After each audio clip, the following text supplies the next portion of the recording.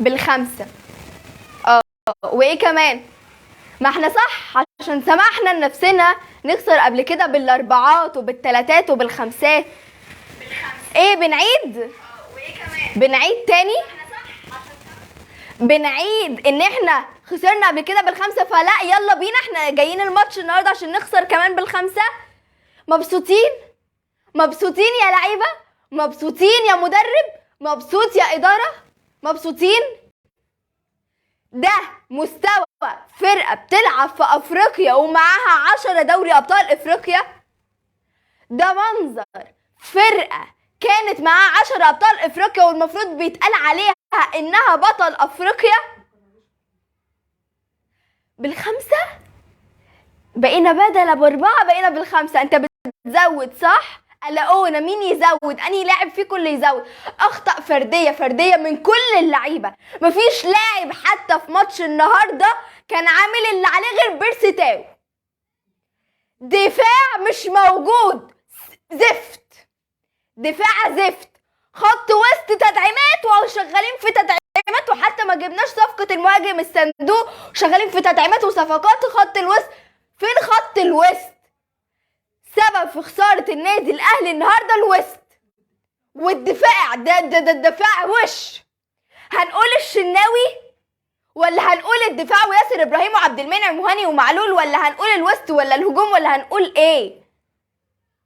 هنقول طاهر اللي ما كانش موجود، ولا هنقول معلول اللي الجبهة بتاعته النهاردة أخطاء أخطاء أخطاء؟ هنقول المسباص الكتير اللي كان في المباراة النهاردة، ولا هنقول الأخطاء وإن احنا كنت أنا عمالة بقول لكم يا جماعة بلاش باصات طويلة، يا جماعة الباصات القصيرة. ده أنا طلعت في فيديو وقعدت أهري قلبي وقعدت أقول لكم إيه نقاط الضعف والقوة عندهم. انتوا في ايه؟ انتوا بتلعبوا ومش موجودين؟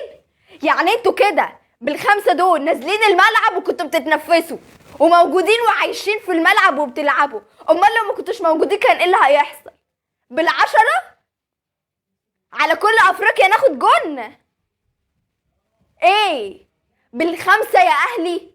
انت مش مكسوف؟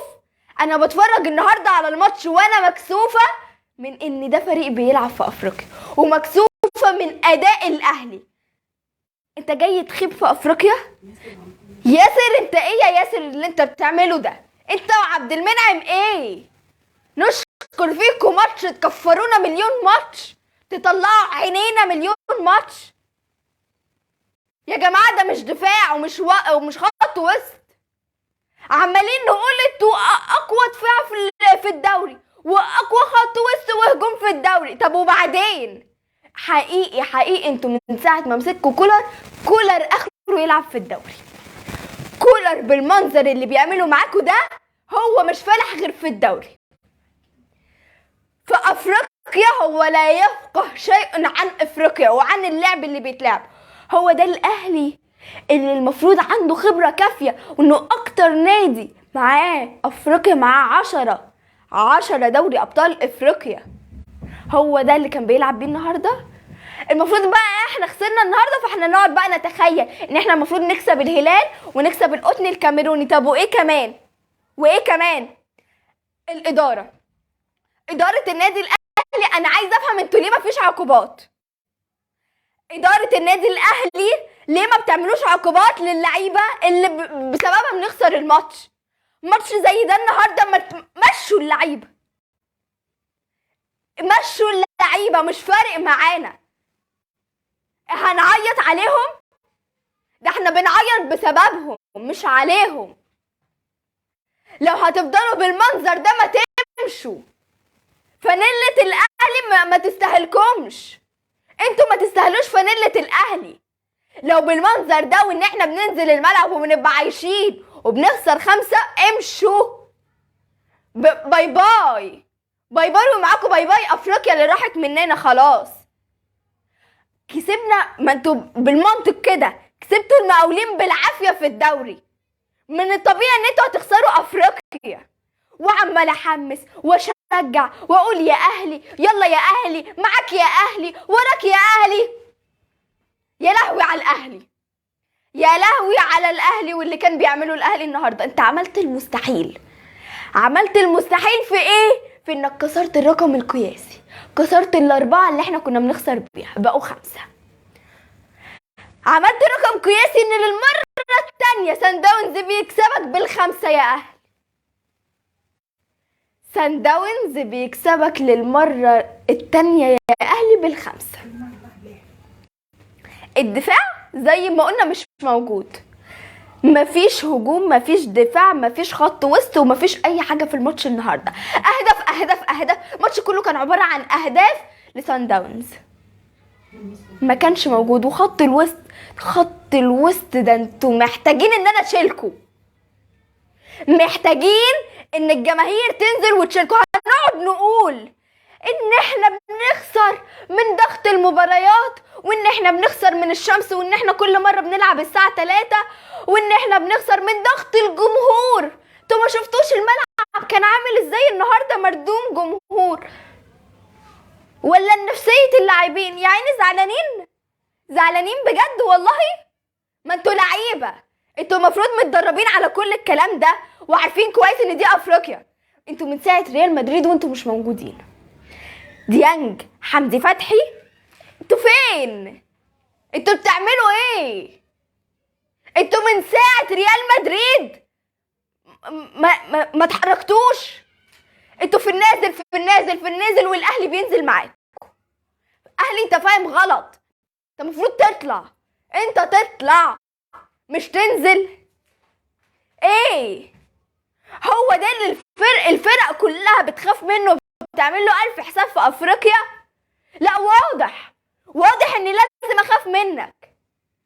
انتوا ما كنتوش موجودين، ولا بتلعبوا ولا بتعملوا اي حاجه، وماتش زفت، ولعيبه خساره فيها الفلوس اللي بتدفع بسبب الاداء بتاع ماتش النهارده والمطوشه اللي من ساعه كاس العالم. خساره فيكو يا اهلي. زي ما في مكافآت ما يبقى في عقوبات، زي ما في مكافآت وان انت عمال تكافئ في اللعيبه انهم بيكسبوا.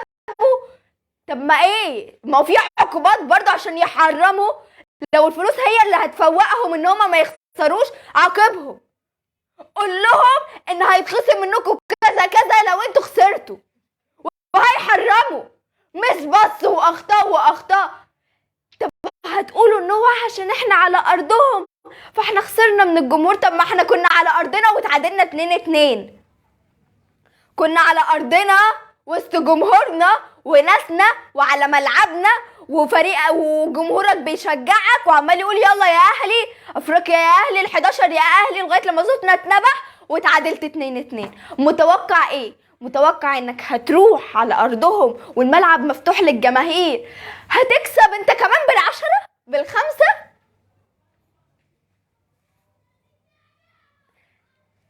انا في كلام جوايا نفسي اقوله بس عيب، وما ينفعش يتقال، ما ينفعش يتقال من واحدة مشجعة لفريقها، مش هينفع. نقعد بقى نستنى نقعد نستنى ونفكر يا ترى الهلال والقطن الكاميروني هيعملوا ايه مع بعض. طب لا، ده احنا لازم نكسب الهلال ولازم نكسب القطن الكاميروني وساعتها احنا هنصعد. طب وبعدين احنا برافو علينا في فرق الصالات. طب وكرة القدم؟ باي باي كرة القدم. ده هي كرة من غير الاقدام بتاعت اللعيبة اصلا. يعني انت لازم تخسر. وما انت ايه اللي انت بتعمله النهارده ده؟ ما انت بالاداء ده بفكرك هتخلص الماتش انت كسبان بال5؟ ما انت هتخسر، انت ما كنتش موجود اصلا. ونتائج تكسف، نتائج تكسف، ولعيبه ادائها يكسف. اقول لكم على حاجه، خدوا هدنه. هي دي البطوله العربيه اللي احنا اعتذرنا عنها عشان نلعب في افريقيا وفي الدوري وضغط المباريات؟ يا حبيبي لا بجد صعبت عليا، تصدق فعلا عليك ضغط مباريات. لا انا معاك يا اهلي، معاك يا اهلي، معلش يا اهلي، انا اسفه يا اهلي ان انت خسرت. اطبطب عليك؟ اجي اطبطب عليكم؟ طب ما احنا الجمهور، مش هقول بيتحرق دمنا لان ده خلاص بقى مستوى الاهلي في النازل من كاس العالم، بس انا هقول ان عيب الكثفه اللي احنا بقينا فيها بسببكم. لو تيشيرت الاهلي ده اقلعوه، ما تلعبوش اصلا لو انتوا هتفضلوا تلعبوا بالمنظر ده. الاهلي بقى مطلوب ان هو يكسب القطن الكاميروني، والمفروض ان هو يكسب الهلال ويستنى نتيجه الهلال مع سان داونز. احنا من الاخر كده احنا عايزين معجزه، احنا عايزين معجزه عشان نقدر ان احنا نصعد من المجموعه، مش ناخد افريقيا، نصعد. ماتش يكسف، ماتش زفت. ما اتمناش ان الاهلي يلعب كده تاني، وما اتمناش ان الاهلي لو فضل بالمستوى ده يلعب اصلا. بس دي الكلمه اللي انا عايزه اقولها. في كلام كتير قوي جوايا وجوه الجماهير بس مش هينفع نقوله. عارفين ليه؟ عشان محترمين البطولات اللي الاهلي كان بياخدها، محترمين الاهلي لغايه دلوقتي. زياده عن كده يا اهلي، لا انت هتلاقي جمهور تاني غير الجمهور اللي انت تعرفه اللي دايما بيطبطب عليك. المفروض احنا لما تخسر بالخمسه نطبطب عليك ونقول لك برافو انت عملت اللي عليك. لا انت ما عملتش اللي عليك، انت ما عملتش اللي عليك، ولا كنت بتلعب ولا كنت موجود، ولا انت ولا خط الدفاع ولا خط الوسط ولا الهجوم ولا اي حاجه. ايه يا عبد القادر فينك؟ ايه نزلت عملت هجمه خطيره يا ريتها جابت نفع. وبيرسي تاو الوحيد اللي عمل حاجه في مباراه النهارده. دفاع، مش هقول دفاع زفت، حاجه وحشه لدرجه انك تتكسف تتفرج على ماتش زي ده. قرف كان بيحصل النهارده في الملعب من الاهلي. انتوا سان داونز مش قوي لدرجه ان انتوا تخسروا منه بالخمسه، بس ادائكم اللي كان زفت النهارده في المباراه عشان كده خسرتوا بالخمسه. ده اللي خلاكم تخسروا بالخمسه. ما تقعدوش تدوروا لي على اسباب وعلى مبررات وتقولوا لي الشمس ومعلش والصداع ايه وضغط الجمهور. ايه يا اهلي انت بتلعب في افريقيا وانت بطل افريقيا، يعني متعود على الكلام ده. دي جديده يعني. انا عن نفسي مش هطبطب عليكم تاني. خساره اللايفات والفيديوهات اللي انا كنت عماله اعملها بعد كل ما تخسروا ولا تتعادلوا واطبطب عليكم.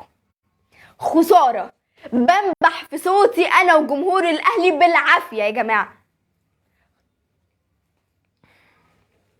اخر حاجه انا عايزه انهي بيها، 5-2 دي حاجه تكسف، حاجه ما ينفعش تتكرر تاني.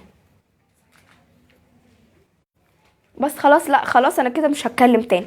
بس اللي عنده حاجه بقى يشتم يقول اي حاجه براحته، الكومنتات مفتوحه. اللي عايز يتفضل وانا بقرا كل الكومنتات. عايزين طبطبوا بس اخرة الطبطبه هتجيب ايه؟ هتجيب خساره.